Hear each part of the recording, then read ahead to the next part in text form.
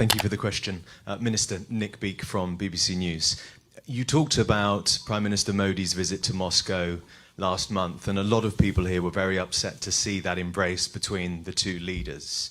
Also, they were quite upset to see India overtake China in terms of the biggest importer of Russian crude oil.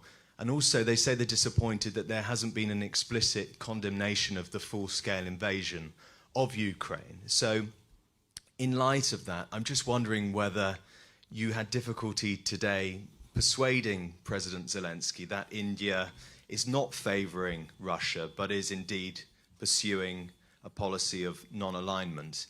And secondly, because of that meeting in Russia last month, I think Prime Minister Modi is probably the most significant, influential world leader to have spoken to both sides recently. What personal role could he play in some sort of pursuit of peace? Thank you.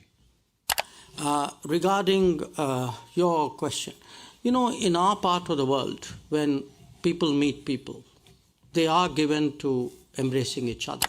It may not be part of your culture, but I assure you it's part of ours. So, in fact, today I think I saw the Prime Minister also embrace President Zelensky, and I've seen him do it with a number of other leaders in a number of other places. So I think perhaps we have a slightly cultural a gap here in terms of what these courtesies mean. In terms of you know, what you asked about the oil issue, look, you know, India is a big oil consumer. It's a big oil importer because we don't have oil. Now, it's not like there's a political strategy to buy oil. There is an oil strategy to buy oil. There's a market strategy to buy oil. So the figures of where we get our oil imports go up and down. It depends on the state of the market.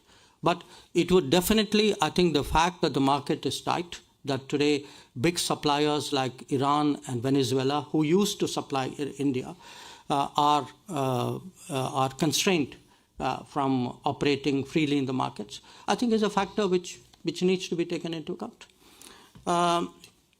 Regarding you know, the conversation between the Prime Minister and President Zelensky, I think it was a perfectly convivial conversation. I think it was very constructive. I think there was a lot that we said which he heard with a great deal of attention. He knows that we mean well by Ukraine. He knows that, you know, we are today you know, very, very keen that this conflict should come to an end. And essentially what the message from our side to him, which, you know, which surely would have not come as a surprise to him, is that, you know, if there is anything that we can do in any way, you know, in sort of upfront or behind or supporting somebody, you know, it's the objective that we are interested in rather than the process. We are willing to do whatever we can because we do think that the continuation of this conflict is terrible for, obviously, for Ukraine itself and for the world as well.